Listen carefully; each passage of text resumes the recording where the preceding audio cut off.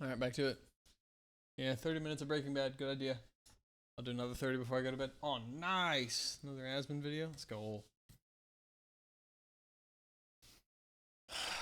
Okay. Let's get some perplexity action. We have searches. Nice. Cool. Let's get this going. We're good? Good to go? Cool. All right.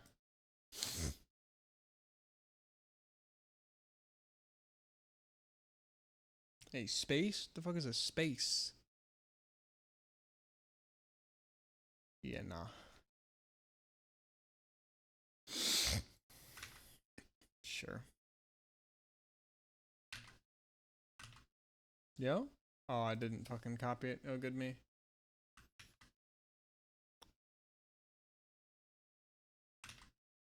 I guess I didn't. Oh.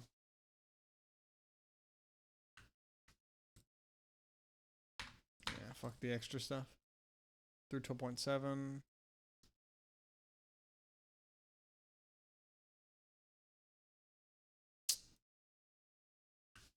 Knew it wasn't a good idea. All right.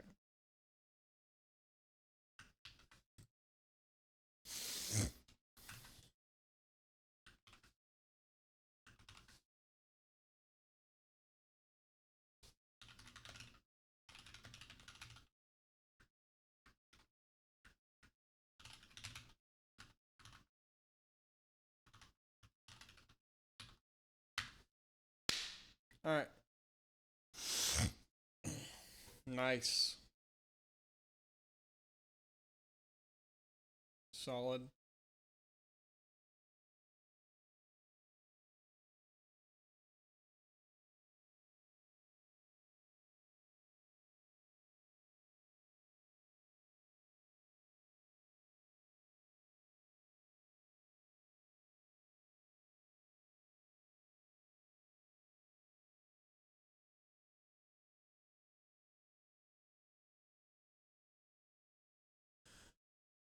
I got distracted by how many questions there were that I wasn't even realizing that they were numbered. I was thinking in my head a second I saw so many questions that I was going to ask it to number them now, but they were already numbered. There were just so fucking many. Yeah, no shit. All right.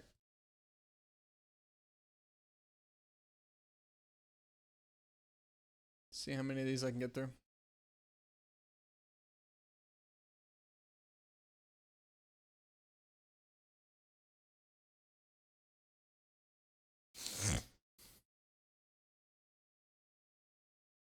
Okay. That's it. All right.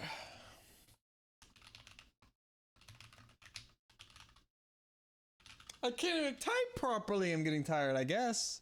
Or I'm just getting more retarded by the day. All right. How do I declare a pointer to an int? Int pointer. Bro. All right.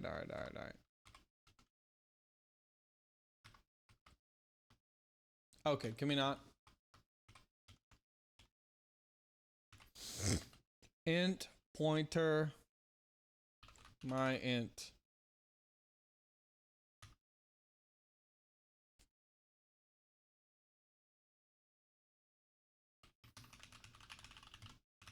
Int pointer my int. Null pointer, I guess. Initialized with null pointer. And x5. Int pointer my int x. Oops, address of x.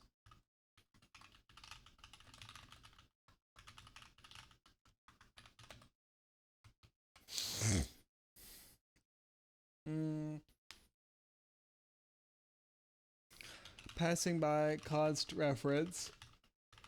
Let's us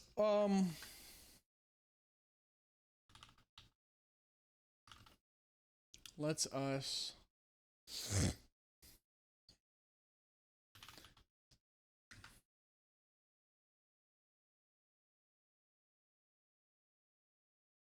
pass object values, or pass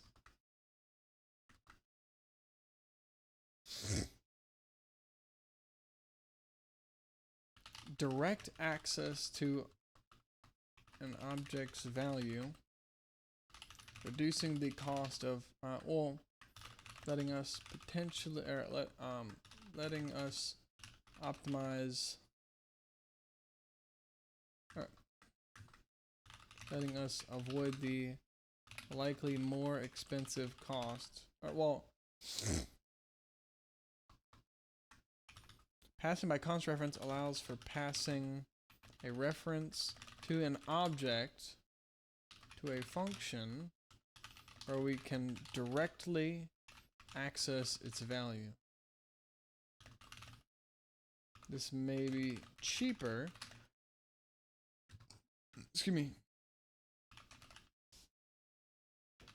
cheaper than passing the information by value, which requires creating a temporary object and copying the value to it, which may be expensive for some data types, some object data types, or some object types. I think that's the main reason.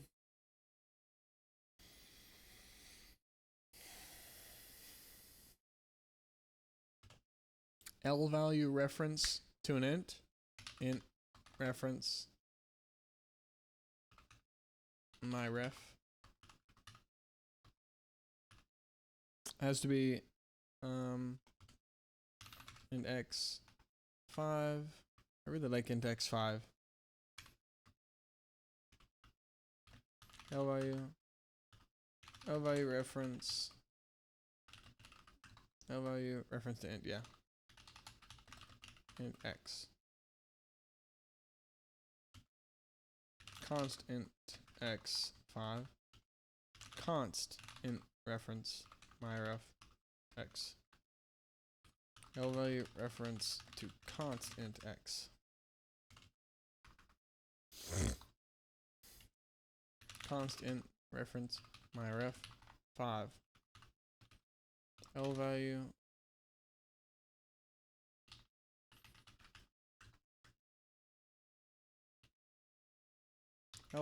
reference to const temporary const object initialized with 5.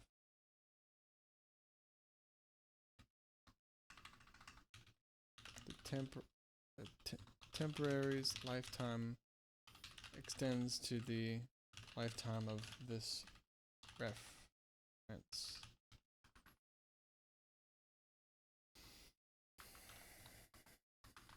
Cool.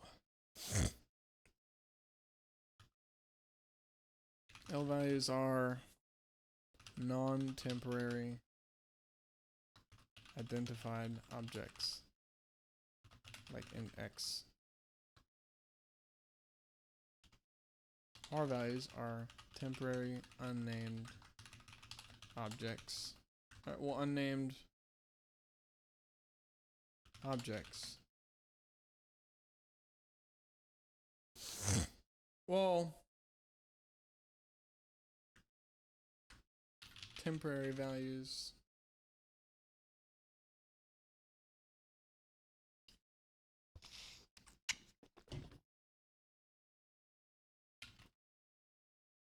Like function return, or like function call return, or function return values.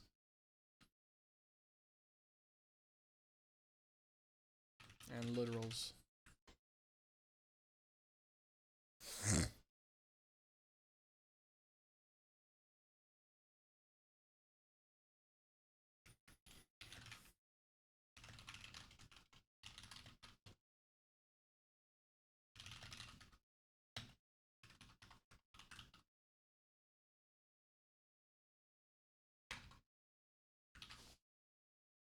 Alright. L values are non-temporary R values are temporary values.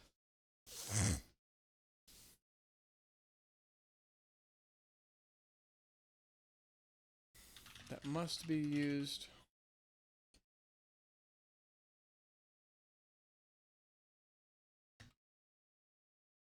in the expression they exist within. Like function return values and literals. Okay, I think that's a good example.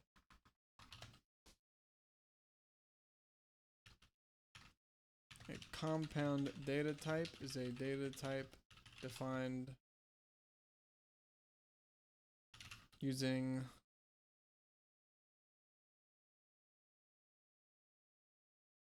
multiple fundamental data types. Multiple fundamental data types. These include. So data type doesn't have to be an object either, because these include references, classes, union, struct.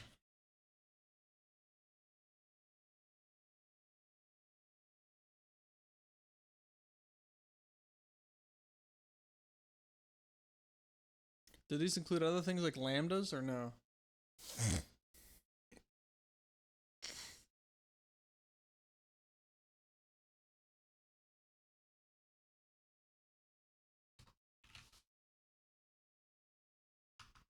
Okay. Const expression functions evaluate at compile time if called in a context that requires compile time evaluation, i.e. when called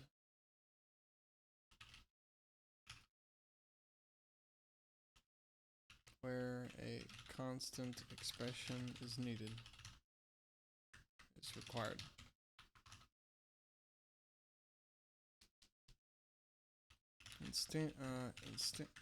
Instantiate a function template by calling the function template with arguments. The compiler sees the call and arguments and replaces the type parameters with the call argument types.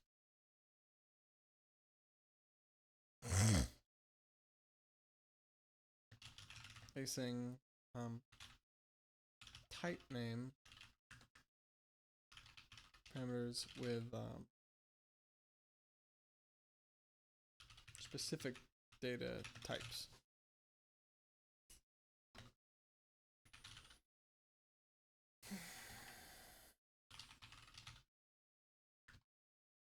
Placing type name with specific types.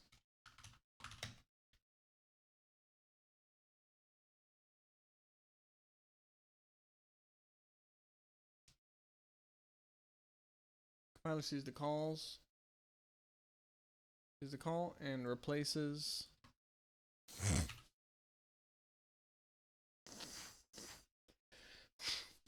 and creates function instances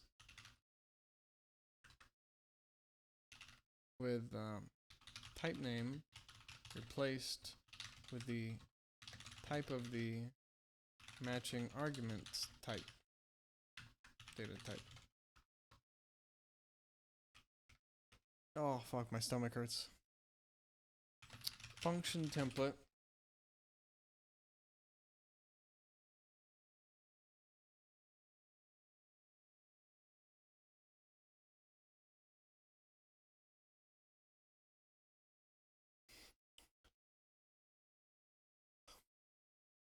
is a function that the compiler will use to generate function instances, or, well,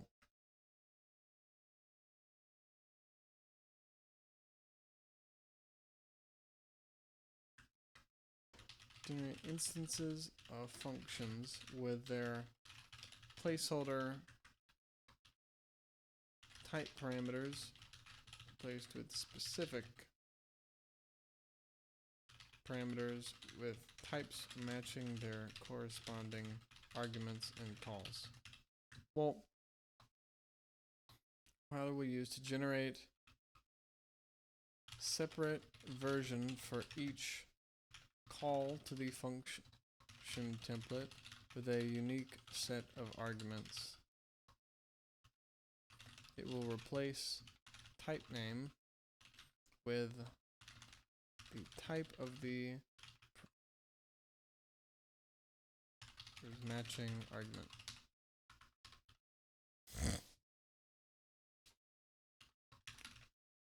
Function overloading is making multiple versions of a function with the same identifier but different parameter types or counts. The compiler will determine which overload to call by matching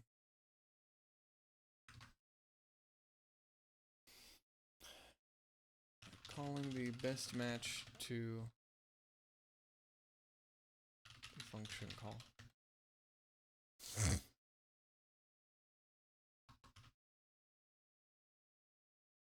If there isn't an ambiguous match. If the call isn't ambiguous.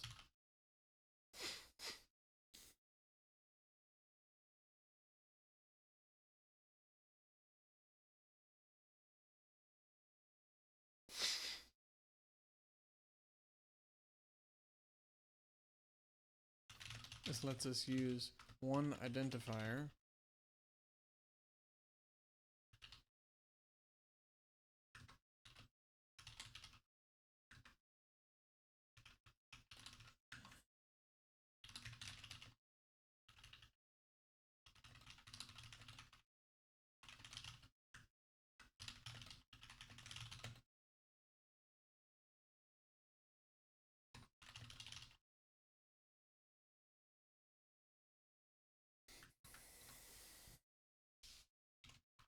Okay, 109.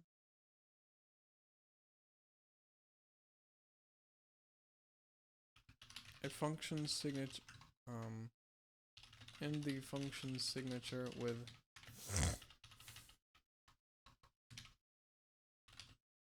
disallow calls to that function signature.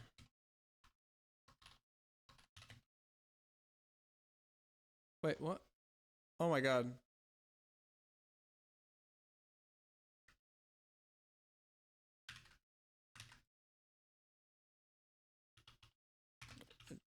Default argument is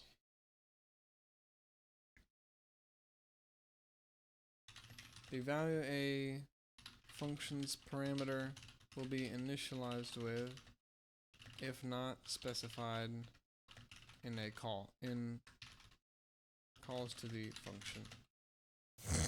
Explicitly specifying the including an argument will override the default argument and initialize it with its matching argument value in the call.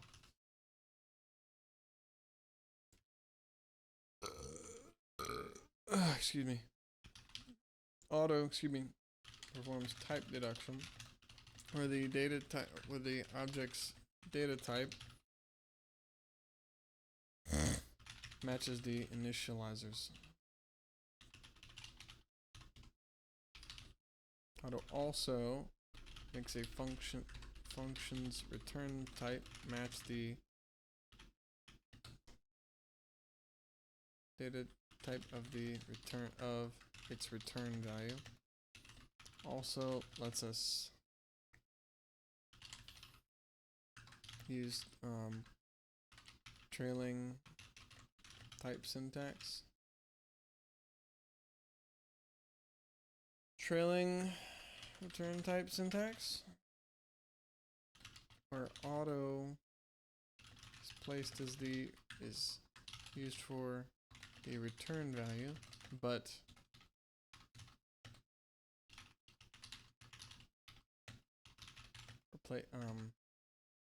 trails behind the function definition signature, letting us keep calls, keep signatures, functions signatures similarly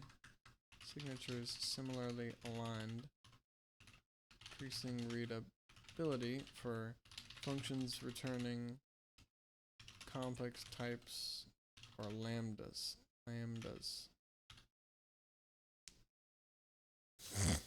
Auto also lets us use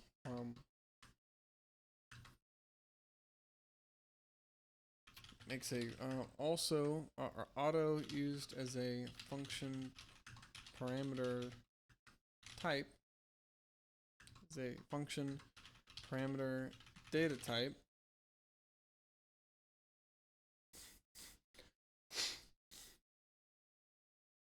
makes an lets us make a function template in an abbreviated way, and template function instances will be created for each unique call. Each call with a unique set of argument count type. Argument counts types. Okay, 106. Type def unsigned int. Funky int. Using funky int as unsigned int. 105. Use static cast to explicitly convert a value to another type when an implicit conversion doesn't exist or is disallowed, like unsigned int to int or standard string to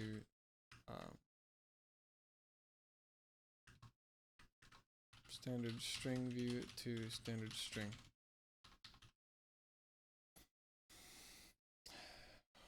Usual arithmetic conversion rules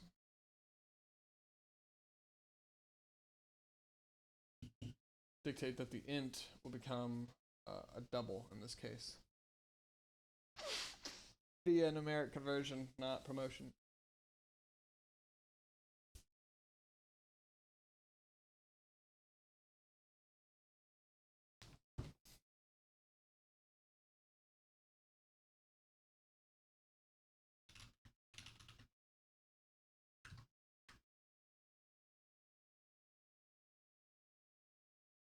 Well, hold on.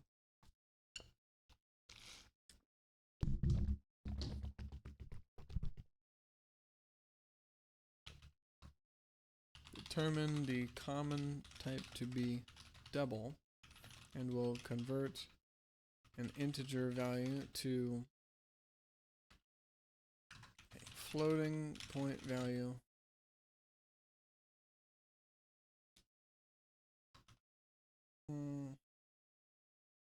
promoted if needed to the same memory as the other operand, or same width of the other operand. In this case, the int will be converted, will be implicitly converted to a double. Narrowing conversion is when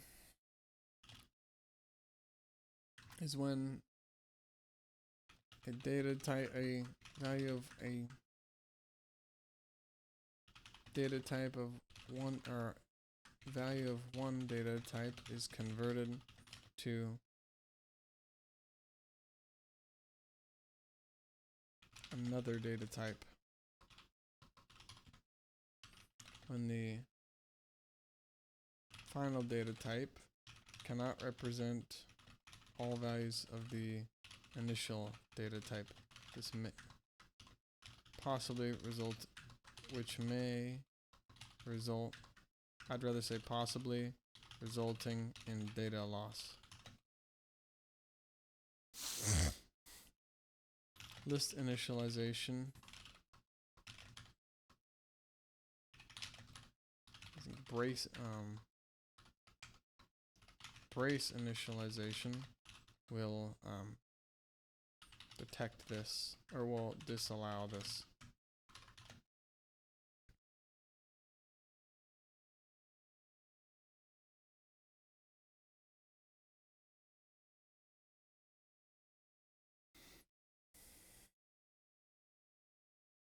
Oh, well. An implicit type conversion is when a value of one data type is passed to an object or function expecting another data type, and the compiler automatically converts it. Converts the value. Or converts the value to the final type, or to the destination type. Implicit type conversion is when a value of one data type is passed to an object or function expecting another data type, and the compiler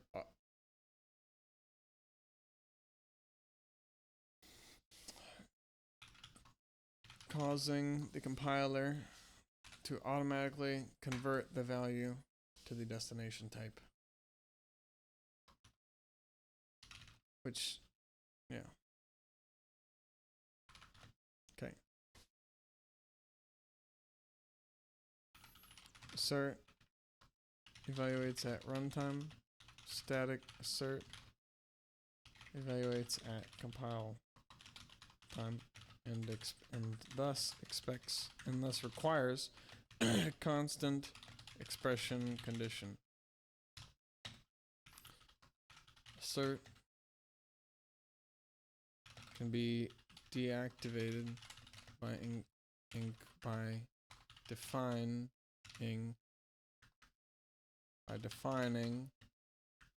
or via define and debug. Automatically done in release builds. Standard character input dot clear. Probably should use standard character input dot ignore to clear the invalid the input that caused the error.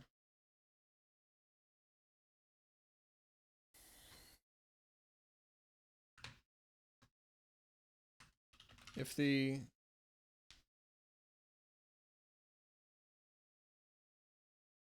input character isn't an EUF character, we should probably clear the input that's stuck in the input buffer via standard character input dot ignore.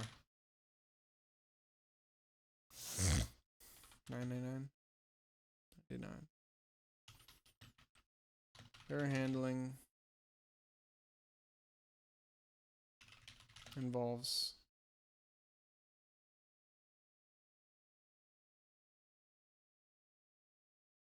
making a program function robust, but involves increasing the robustness of a function program by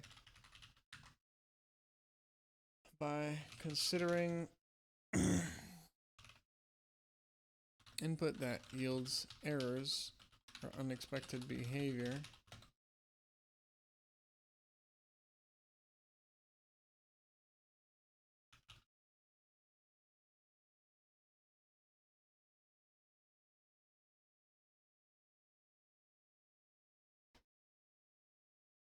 handling it by clearing errors and invalid input, converting invalid values to valid ones, or reprompt prompting the user for valid input, etc. And other methods to get a program back on track when an error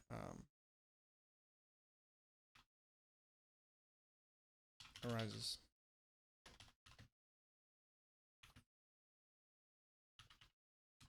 Decrementing an unsigned int below 0. Excuse me, not expecting it to underflow to huge number. Using a while true loop without break or return to exit it.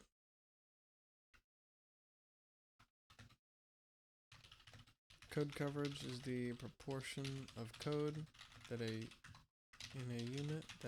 unit test executes.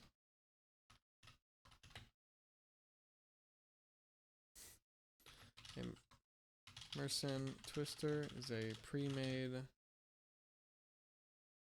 pseudo random number generator that is relatively cheap at high periodicity. You need numbers between identical outputs that approximates a random number generator that's easily usable and defined in random.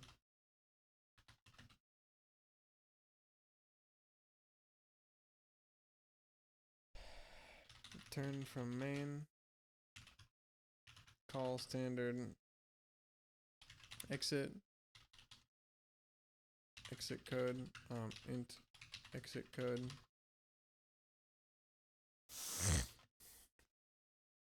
call standard abort if due to an error. Is that it? Yeah, okay.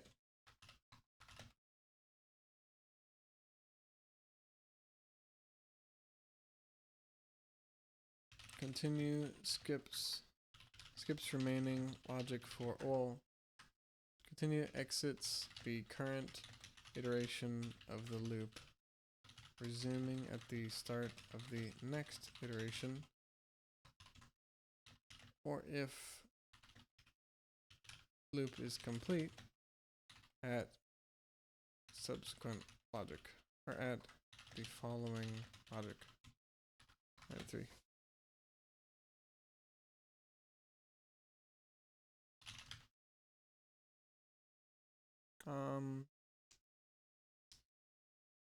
I guess I need a counter, huh?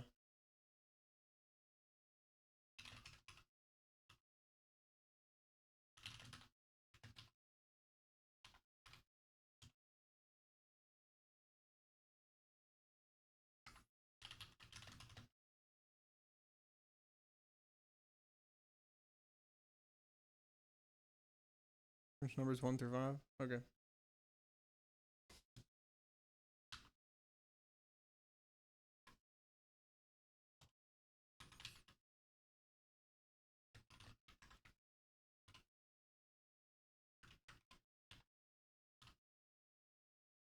Okay, we have x as the counter. Loop variable, loop counter variable.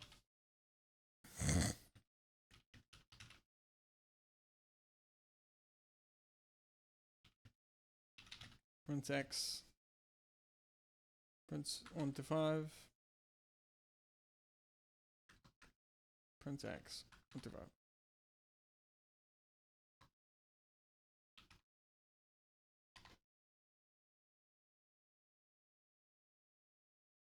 Print 1, increment x, x is less than or equal to 5. Okay, seems good to me.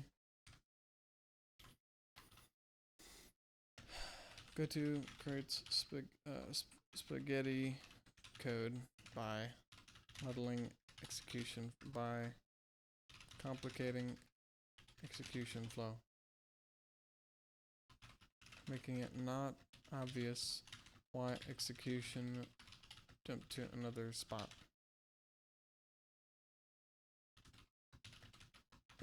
If a function has a goto and you call that function,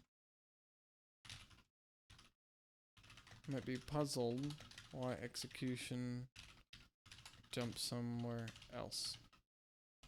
91. Switch fall through is the phenomenon where where after a case's logic executes, if break or return aren't present, logic for the next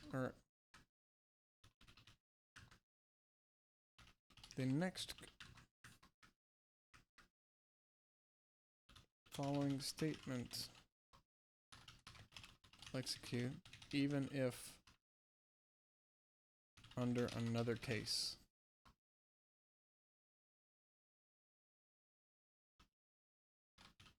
(90) Const expression if, like, well, if const expression condition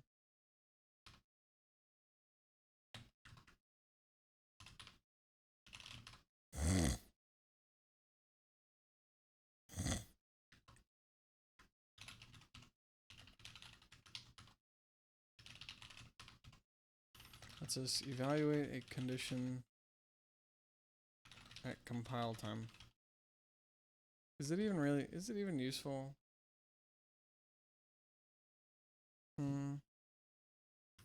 Validating existing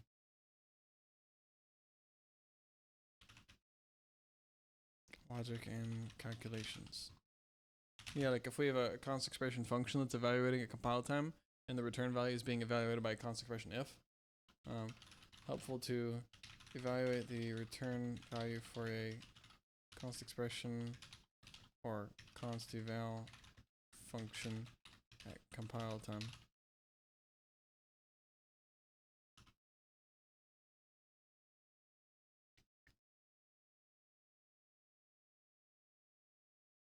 Similar to static assert, but without the standard abort call for a false evaluation.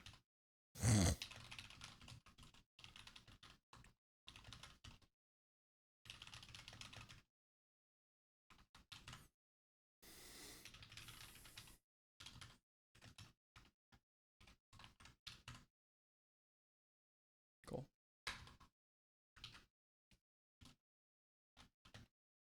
(89)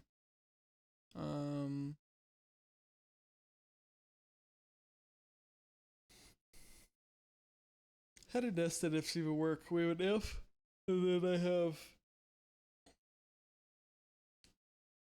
in the if and else if. Or hold on.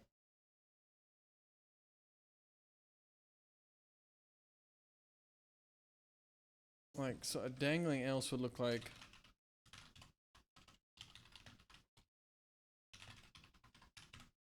if x is greater than 3. Something. But the point is what?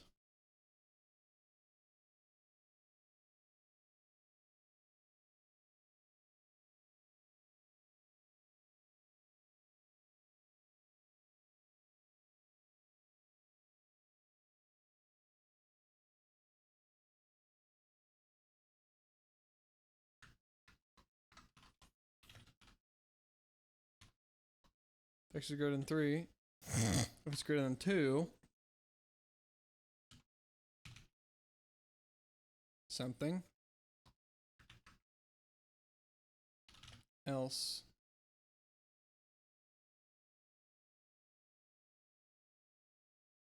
So if x is greater than 3, something happens. If it's greater than 4, something happens.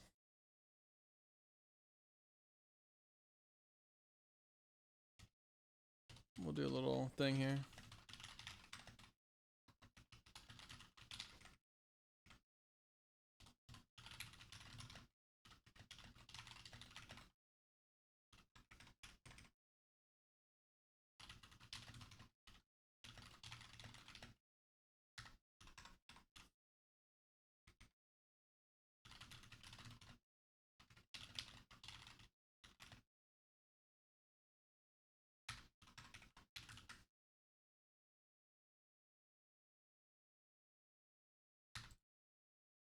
So if we say it's 4, we see this. It's not. X is greater than 3. Cool.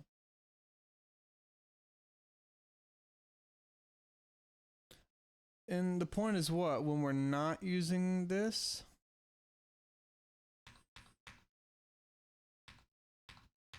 is it like that?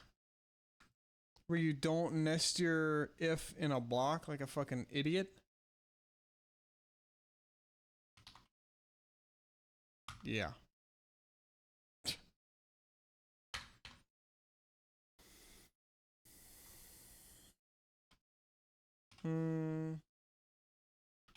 Dangling else. Caused when an if statement nested in another if statement, or nested in an outer if statement, but not inside its own block, followed by an else statement indented the same as the outer if statement, makes it look like the else statement else is paired with the outer if statement when it's paired with the, when it's really paired with the inner if statement, because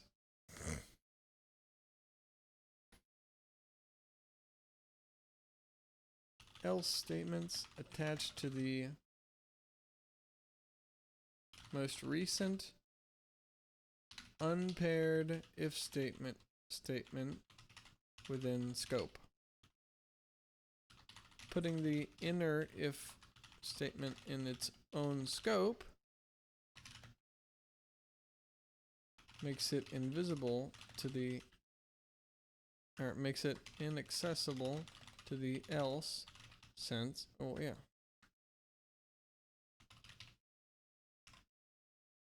Else statement preventing this. Anything else?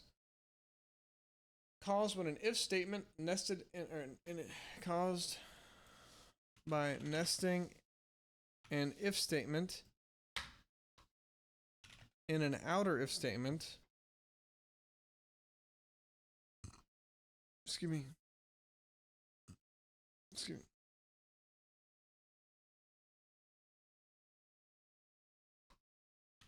Single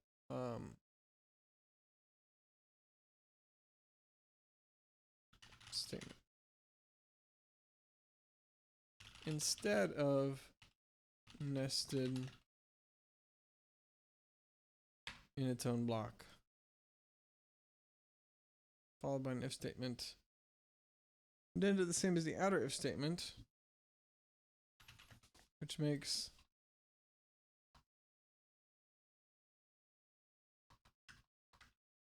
making the else appear paired to the outer if statement when it's paired with the inner if statement, because else statement's attached to this is because else statement's attached to the most recent unpaired, or to the nearest prior unpaired if statement within scope.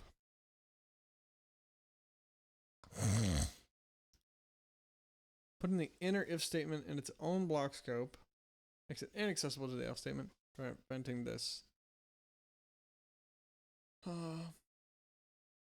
Semantic error due to indentation visuals that obscure else functionality. Control flow is, well, isn't this the same as execution flow? Is control flow the same as execution flow? Is the synonymous with execute, well, control flow. Alright, control flow.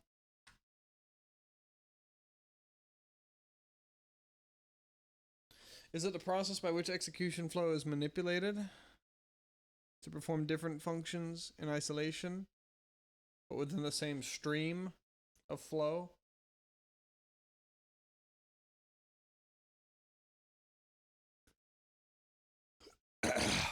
Control flow is how execution flow is altered to, you know, different pathways that code can execute depending on evaluated values and inputs.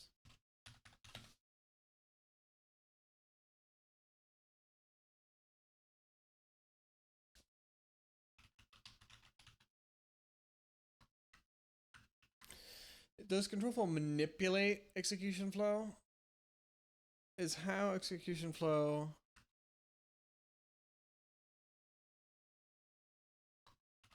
branches to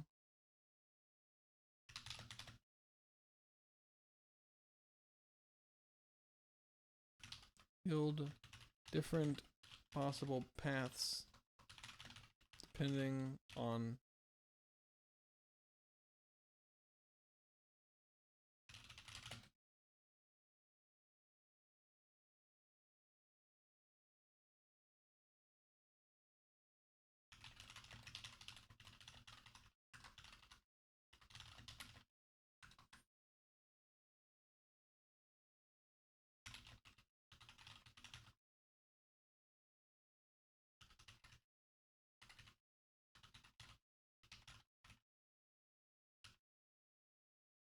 okay.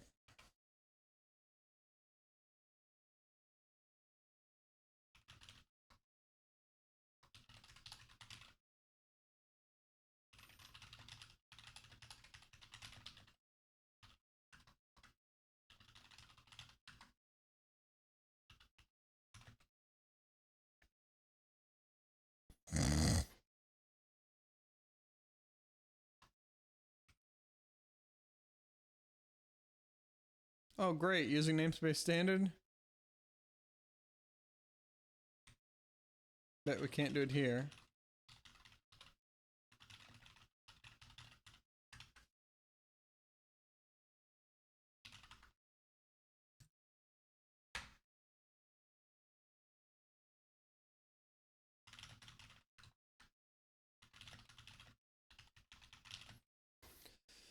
I think is a using declaration the one thing, or is a directive the whole, or which one is the whole thing? I think a directive is the whole thing, whereas a declaration is the one. Is a using directive.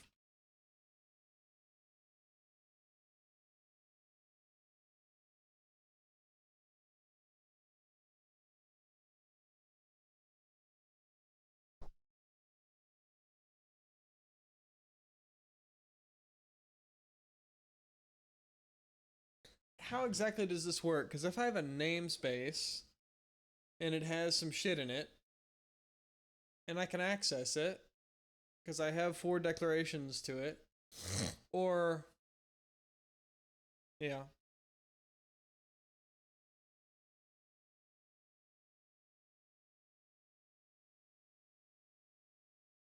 It lets us use the objects inside it and functions, the objects and functions inside the namespace without having to resolve scope.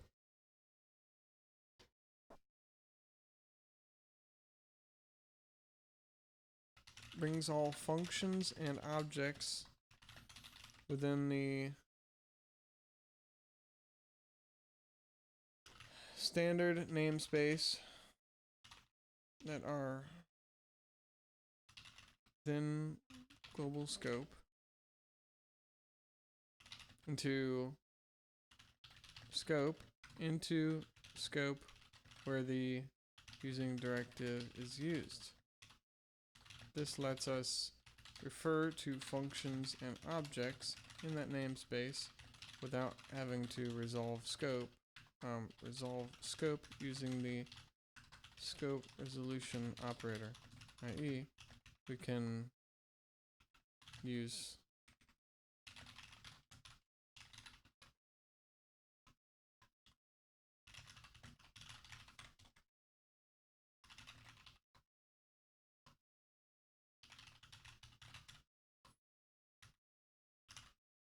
or using standard character output like that, but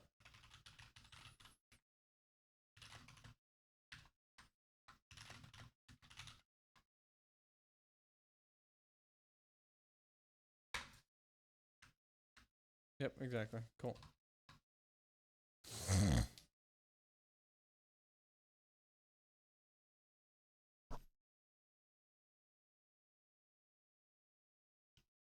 That are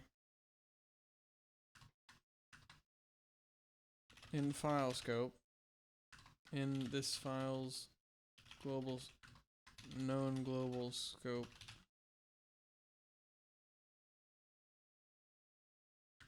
that are known to this file into scope where the using directive is used. So let's refer to functions and objects in the namespace that happen to resolve scope using discoveries.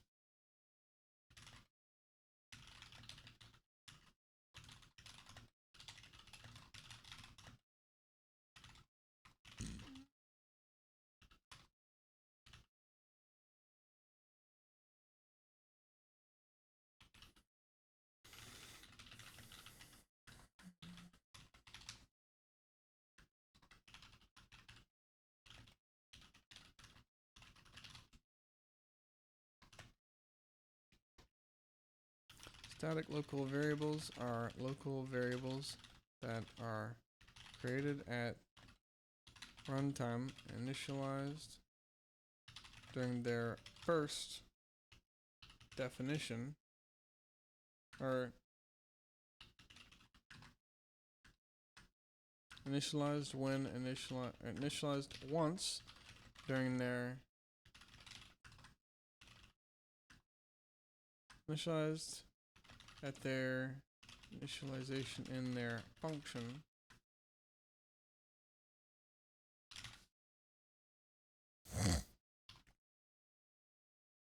and destroyed at program end, letting their values persist between function calls.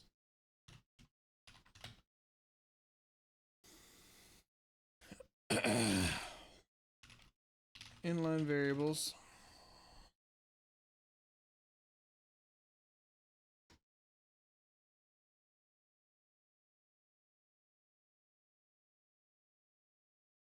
seems like the only point is they're useless for functions, but for global variables they're only useful for constants.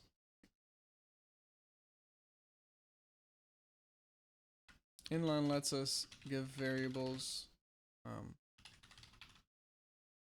external linkage for the linker to duplicate them using one place in memory instead of separate places for const expression variables with internal linkage by default, i.e. instead of 10 places in memory for const expression double gravity 9.8,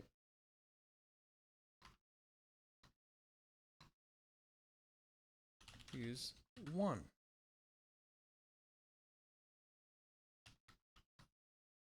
Useless for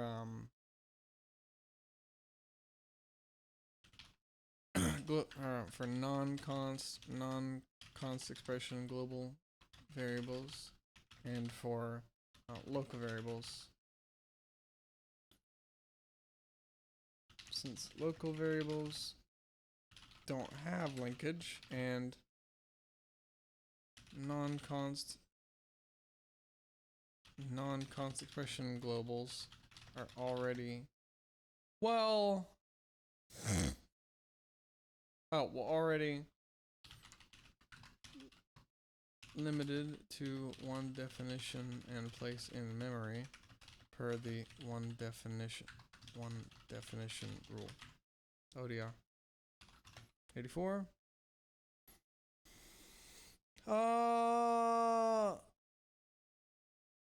Non-const global variables are evil because they can be changed anywhere they are used. They're also in scope regardless of const qualification. Shadowed by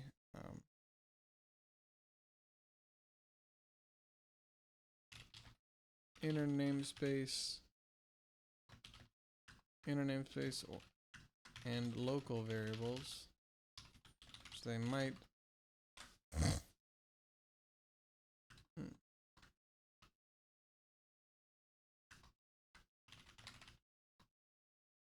they can be shadowed by inner namespace and local variables.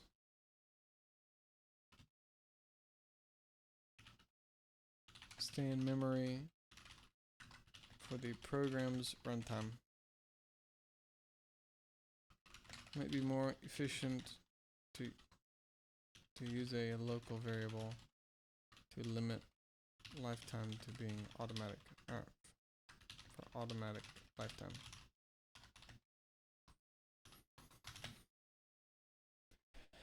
External linkage means the object function is visible to the linker and other .cpp files can use it if they have a forward declaration to it. Internal linkage means the object function is invisible to the linker, so it's only usable in the current file. Either is a static function, const expression,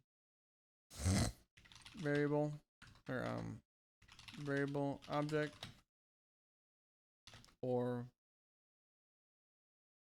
is any function or variable in an unnamed namespace. Variable shadowing is an inner variable with the same when calls to an identifier are preferred, to an identifier shared by an inner and outer variable. Only reference the inner variable because the compiler prefers it.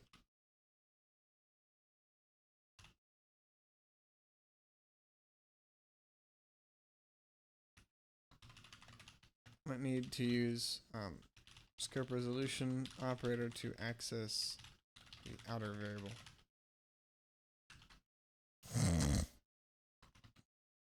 Or rename your variables if both are in a function. Both are local.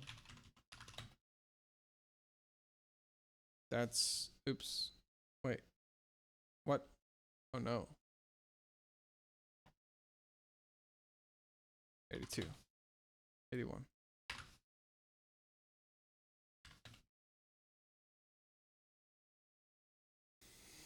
A global variable is in scope for all files that have a forward declaration to it, or for all files where the compiler is aware of it, i.e. that it's forward declared in other files.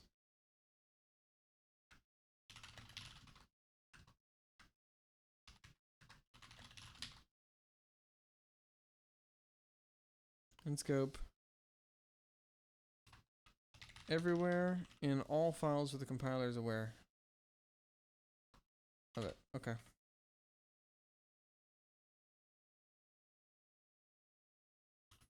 Created at runtime and destroyed at program end.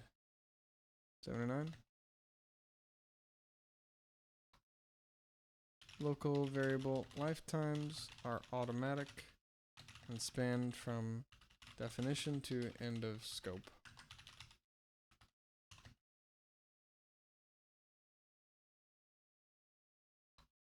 Namespace, namespace, name.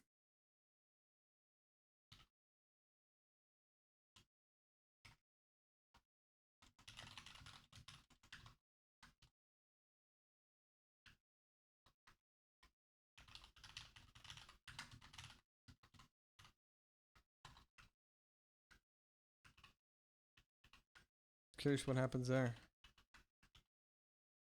Yep. Oh, doesn't care. Okay.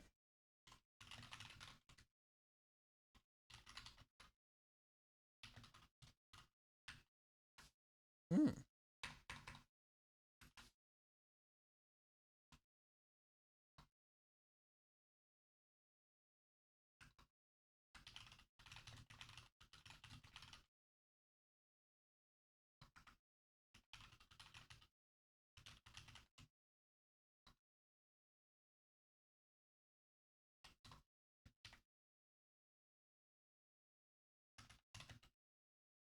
Compound statement is a block beginning its own scope at this and ending at this. Its own variables, inaccessible everywhere or outside it. Its scope.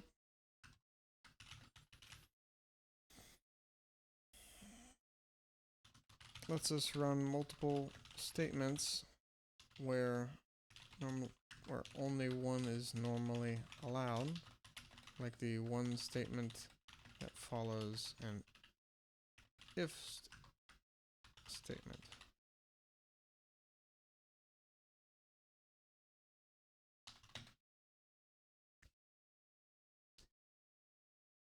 Oh fuck.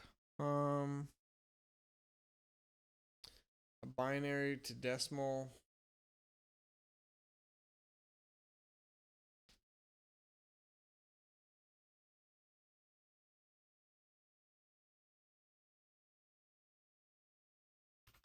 Multiply,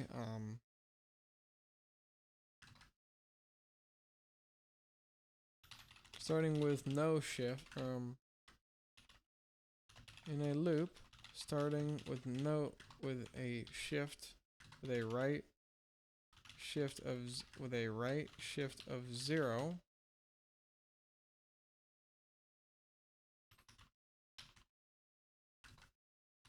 Multiply the bit by 1, 2 for 1 shift, and 4 for 2 shifts, etc. Summing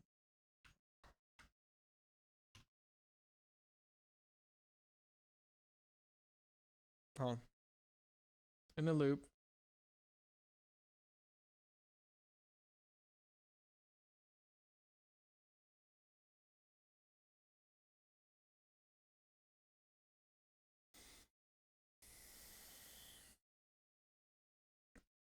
So if it's a length of, if there are 8 bits, start with a shift to 0 and go to 7.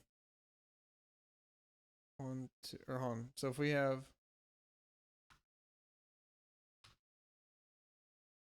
1, 2, 3, 4, 5, 6, 7. Yeah. In a loop lasting the length of the binary number minus 1, looping times shift the binary number right 0, increment this value each loop.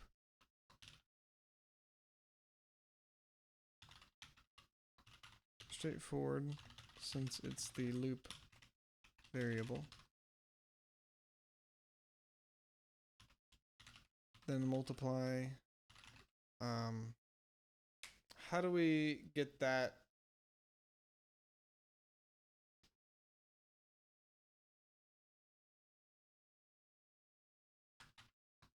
The rightmost number times 1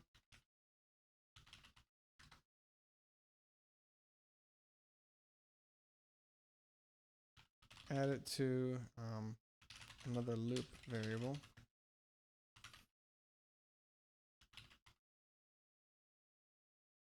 Shift right. 1 time next loop, then sum, then 2 times, then sum, etc.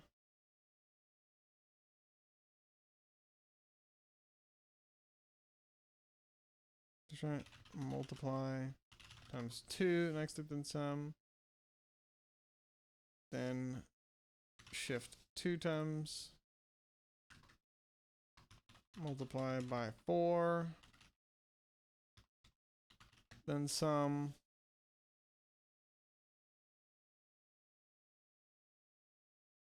etc.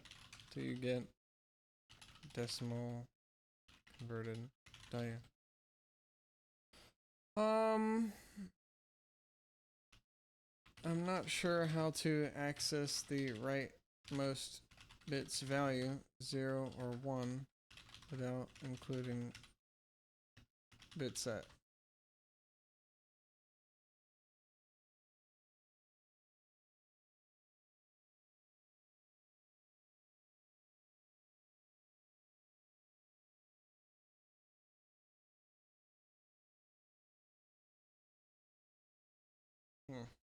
Yeah, I'm not sure. Set the third bit from the right. Yeah, so it's 0, 1, 2, 3.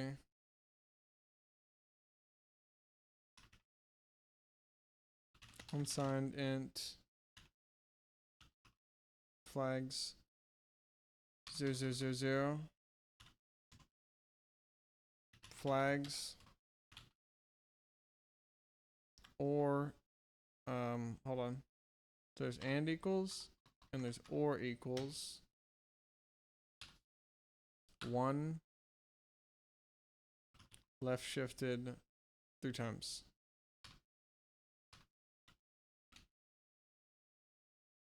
Left shifts 1, 2. Hold on.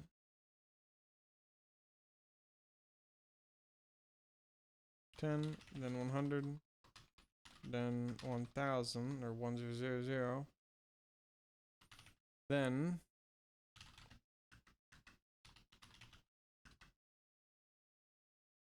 and sets flags to be the binary result of flags of flags and 1000. Sets the leftmost bit, in this case bit 3, leaving other bits as they were, since zeros stay zeros in both. Since places with zeros in both, or places that are 0 in both, stay 0, and ones stay 1. Well, yeah, we'll just say that.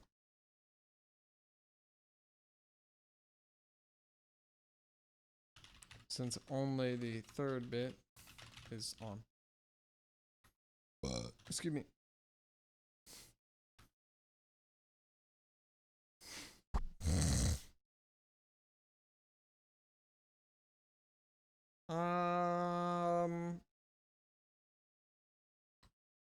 For binary integer number, or for binary integers, it returns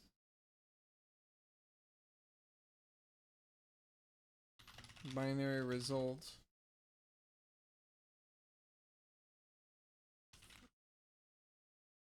with places that are 1 in both numbers staying 1 and all others, well,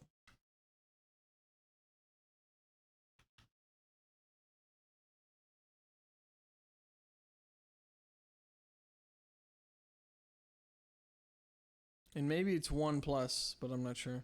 1 in both numbers staying 1 and zeros in either place, or in places that are 0, places that aren't 1 in both integers being 0.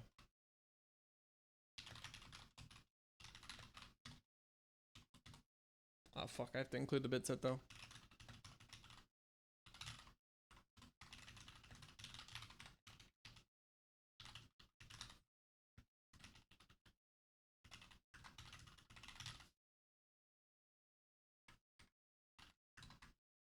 Maybe I don't. Oh, I do for printing.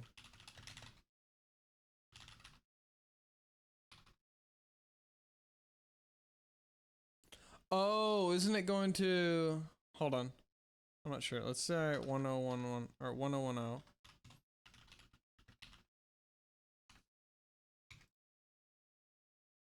Oh, 101. X is now X or equals Y.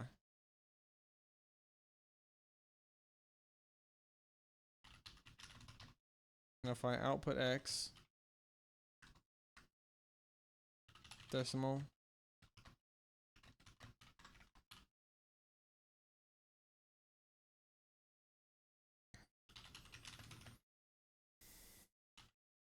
static cast to a standard bit set of 4 X.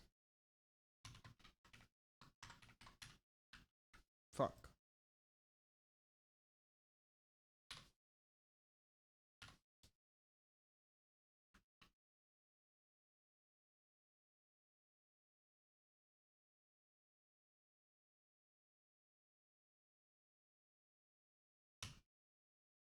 There it is.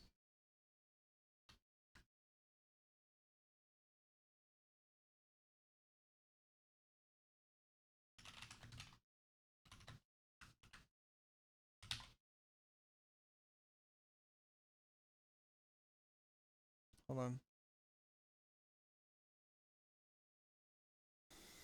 So we have X normally. Hold on. So X is 1010 in decimal.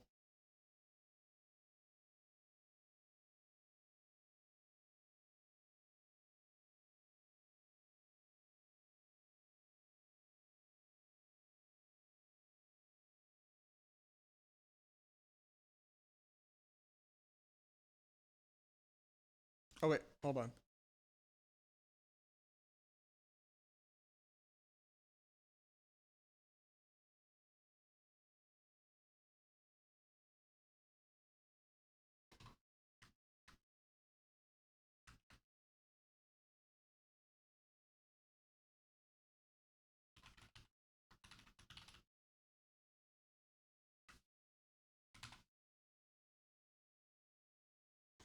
So decimal is 1010 and binary is 10.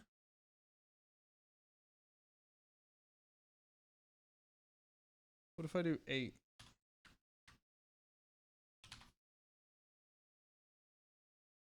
Oh! Well, that's why. It's fucking too big. I'm cutting shit off. Big brain, baby. Oh, we can have spaces there. Yeah, I forget it ignores white space. Okay, cool. Alright, that makes sense. So, but if we're just using an unsigned int, and we're ignoring it being in decimal,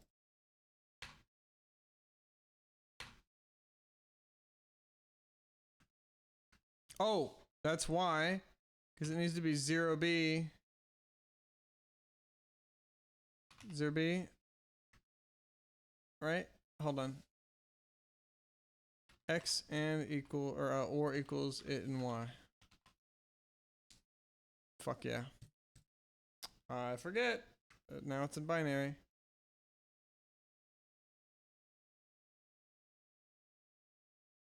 Oh, well, what happens if I do 2? Yeah, it's not happy. It's an invalid bit number. Okay, makes sense. Well, what if we said, oh, well, so if we said some big ass number, 7 bajillion something, whatever, in binary it's something else, and the and equals would return it and the other thing in binary. And we can try that.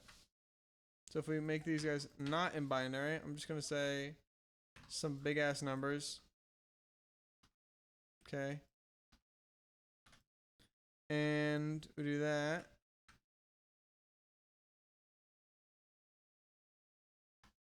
Oh wait, that's just a logical operator. It's not bit manip. Oh my fucking god. All right, well, I'm curious here.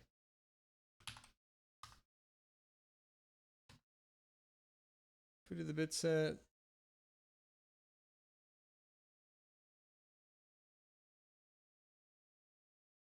Or what if we just do X? The fuck happens? 152? So is that... So we get the ones that are only true in both? So... Huh, okay. Okay, well you wouldn't do that though, so I think maybe that's stupid to waste my time on. Oh wait, fuck. No, that was 100% that was right. This and this, yeah.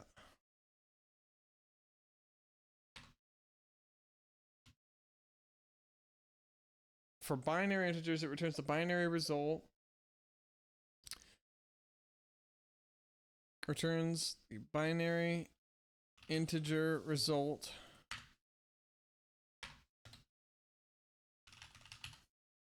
with places that are 1 in both integers staying 1 and places that aren't in both being set to 0. A bit flag is an unsigned int. Int is a binary unsigned int with all bits set to 0 except the bit the flag is for, or is used to turn on or off. Using and equals, or equals. And returns true if both operands are false, or are true, and false otherwise. Short circuits if the left is false, since no point in evaluating the right operand. Floating shortcoming of representing floating point values in binary via binary, which is via binary fractions, which definition induce rounding errors, which compound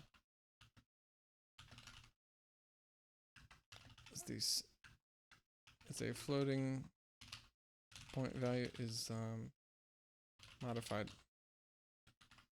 Thus, 0.3 might not return true when compared to 0.1 plus 0.1 plus 0.1.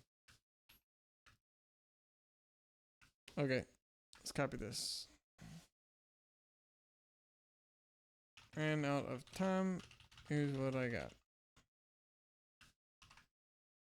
It was like 50-ish.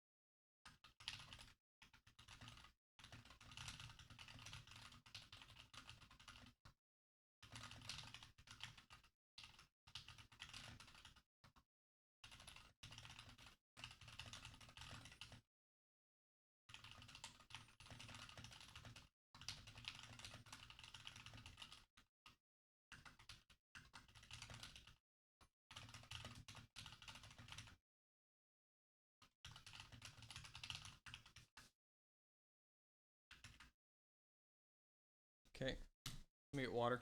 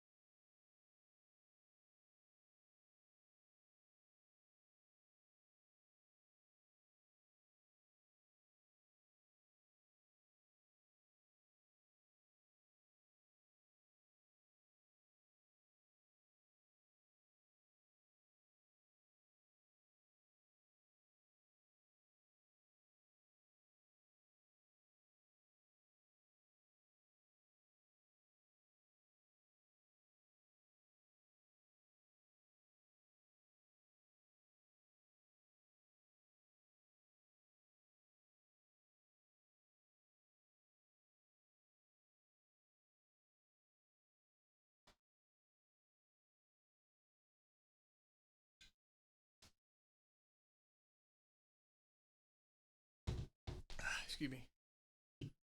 Okay. Excuse me.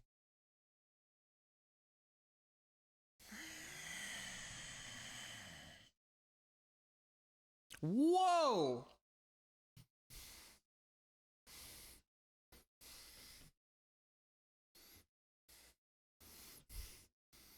I farted just now, and it...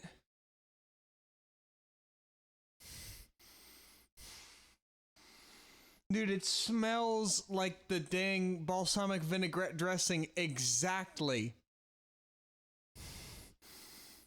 Holy cow. Oh my god. It's just weird. It's like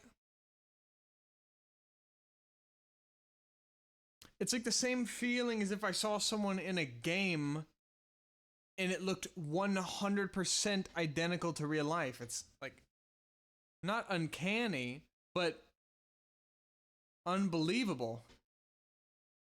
Like a perfect replication of something. That's what my fart was of balsamic vinaigrette. Oh my god. Then again, my nose isn't awesome, but alright. Excuse me.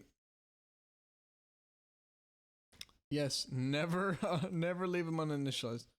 Also null instead of null pointer. Excuse me. Oh, okay, makes sense. More like brace. Emphasize that passing constant reference presents accidental. Oh, gotcha. Meaning compared to doing a regular reference. It avoids unnecessary copies. Yeah. Primitive types. Oh, for super cheap stuff. Yeah, because the register. So the value is already put in the register, so we can boom access it instead of a reference where we have to go and say boom reference, boom memory extra. So for cheap stuff, pass by actually could be better. Okay. Even with const reference, because we still have to go there. Clarify that const L value references can bind to temporaries. Yeah, I thought I said that.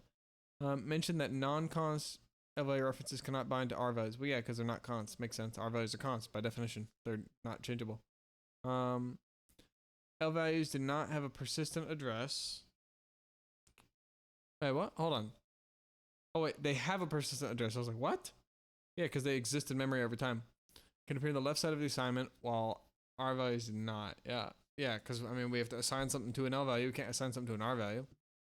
Compound types are those made of fundamental types. Arrays, pointers, and references. I thought that I said pointers and references, motherfucker. Are you sure? I'm questioning you. Oh, I totally didn't say pointers. What the fuck? Yeah, I'm just tripping. Okay, bro, I totally said references. Okay. Alright. And I... Oh. User-defined compound types? Well, yeah, but there's still compound types. Hello? Okay. Specify that it can also be evaluated... Well, yeah, okay. All code, and it must be validated const expression.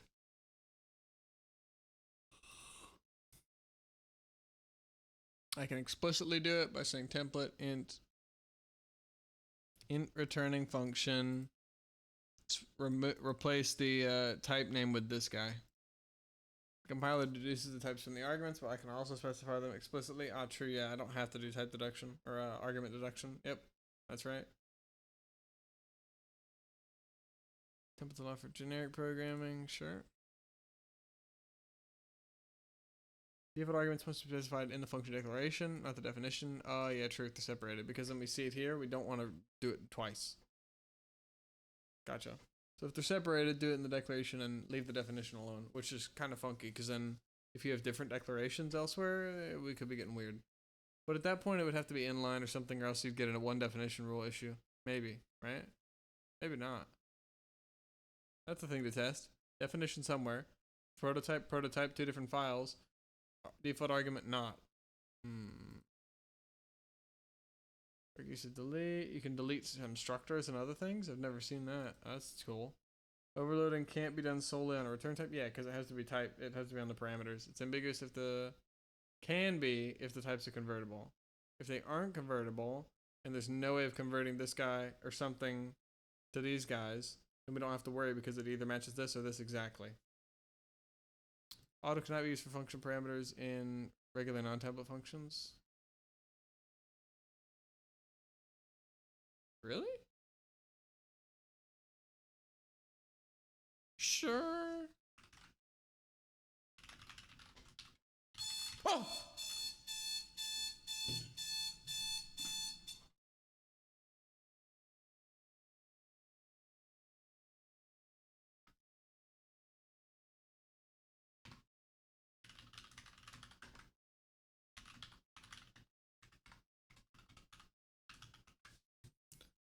Are you sure?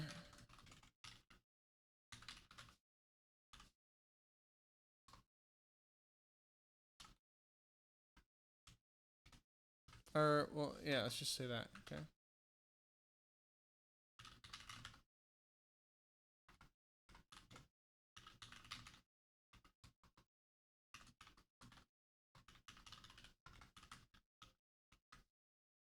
Bro, are you sure?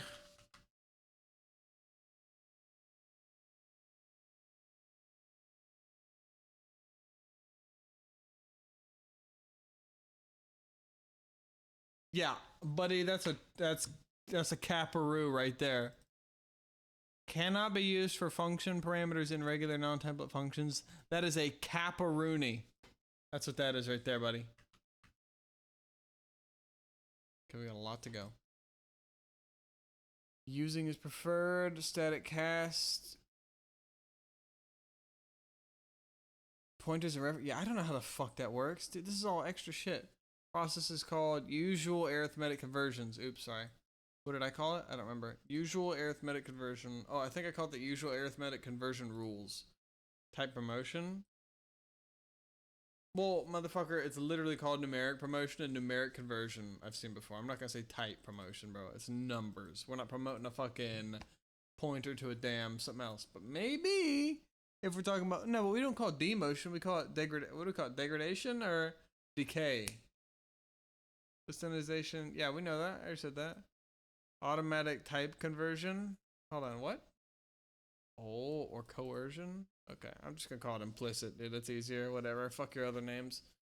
Maybe not. Automatic type conversion. Okay, sure. Assert can be disabled with. Okay, that's verbatim what I said.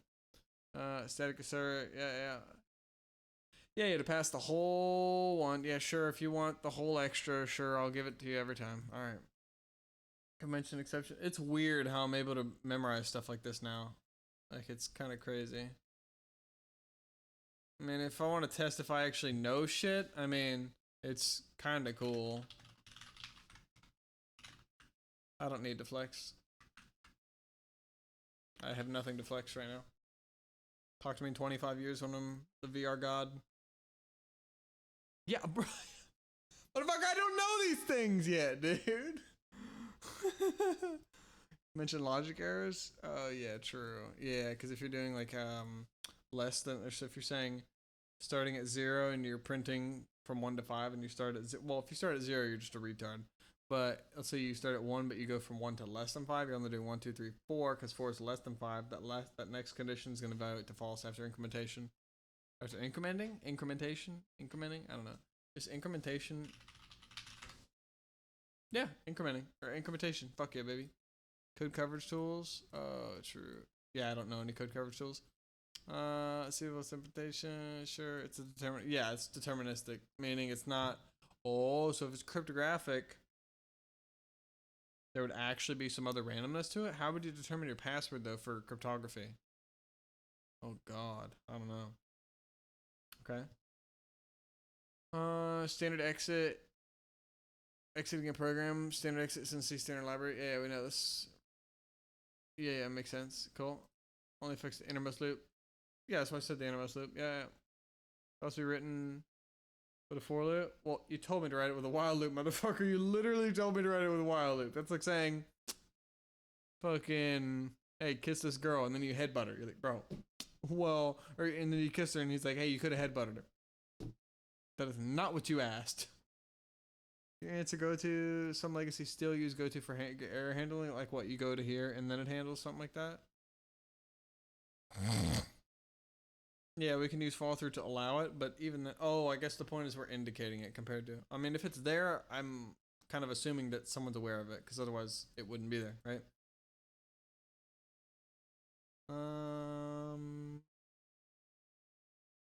Could show an example code snippet for clarity. Okay, but sure, buddy. Exception handling. Using directives should be avoided to prevent name code. Yeah, it makes sense. Yeah. Initialization. I mean, I try not to use my opinion on stuff. I just say what's what. Excuse me. Sorry.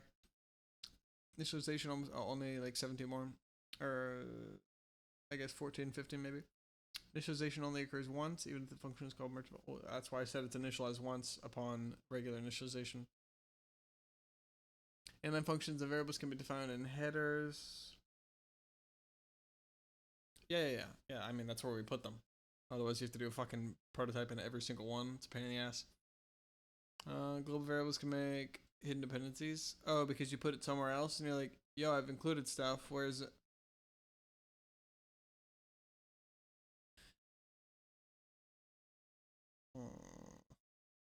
Oh, because if you put if you put it in one CPP file, the linker will see it. So if you put it in another one, it'll bitch. But then you don't know where it is, and it's hidden somewhere else.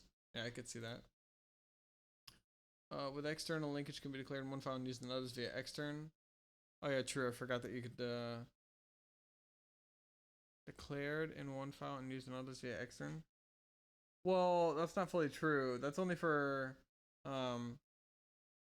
functions by definition are already extern unless we're talking an unnamed namespace one. And variables would only need to be extern if we're declaring it, or sorry, if we're defining it elsewhere. Because otherwise it would think that, hey, int x, semicolon, it thinks that that is the a default definition where you're default initializing it, which is no initialization. Static unnamed. I said that.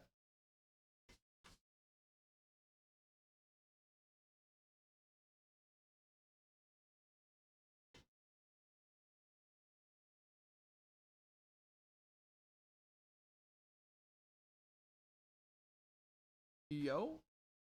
Oh, a static namespace?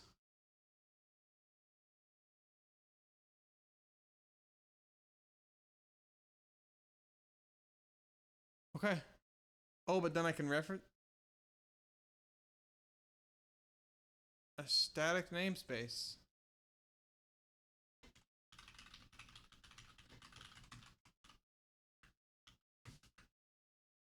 You're tripping! It doesn't exist. You are tripping. Use static. Oh, well, duh. It's not static or unnamed namespace. It's static code word unnamed namespace. I'm fucking retarded. That's literally what I said, though. I don't understand. Okay. For shadowing, yeah. Yeah, it makes sense. You're using something when you didn't expect it. Lifetime from program start to end, yeah. Yeah, lifetime ends when the block when the scope ends. Yeah. Hello? What the fuck are you doing? Cucking me? Yeah, we can nest namespaces true. Yeah. Compound statements are also called blocks. The rightmost bit is accessed with the number in 1. Oh, fuck, because it's not shifted. So we can say it and this, and then, oh, duh. If I can say it and equals 1 shifted, I can just do 1. Oh, it's so true. Because everything else stays off. Oh my god. And 1. God, that was dumb. Setting the third bit. Correct use of bitwise or.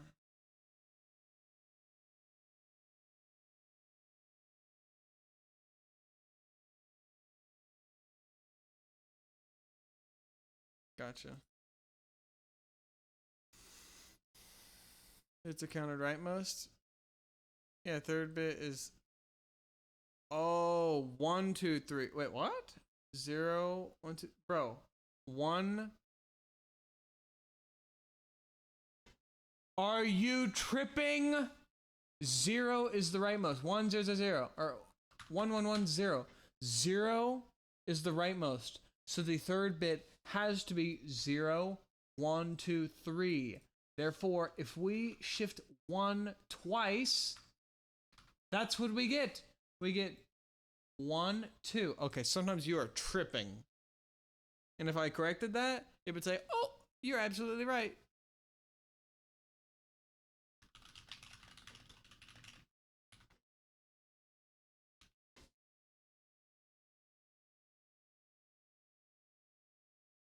Each bit can be a separate boolean. Yeah, because we can check each one and it's just true and false. I mean, it's probably a pain in the ass to remember. I don't know how you even remember which bool is which, but called short circuit and. Oh, okay. Floating point comparison. Oh, fuck off. I don't need to do all this shit. This epsilon value. This minus this and make sure that it's less than. Oh, okay, yeah. Because we're saying, hey, oh, as long as it's within 0.01, it's close enough. Or when it's within 0.0001, because the rounding errors are even smaller than that, it kind of gets nitty gritty. High level understanding. Always clarify edge cases, modern best practices, and potential pitfalls. Performance, memory management, floating point. Okay. Here comes. Oh, I think I attached this.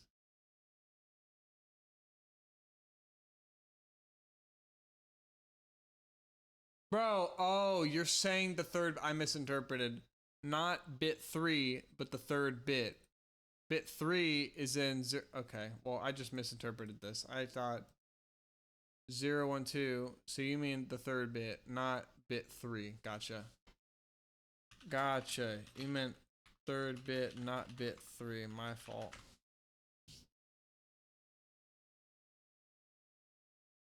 Bit 0 is the first. What? Hold on.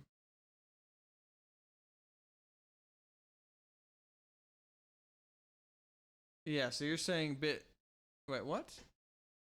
Yeah, you're saying bit 3. I like to call it bit. Or you're saying third bit? I like to call that bit 2.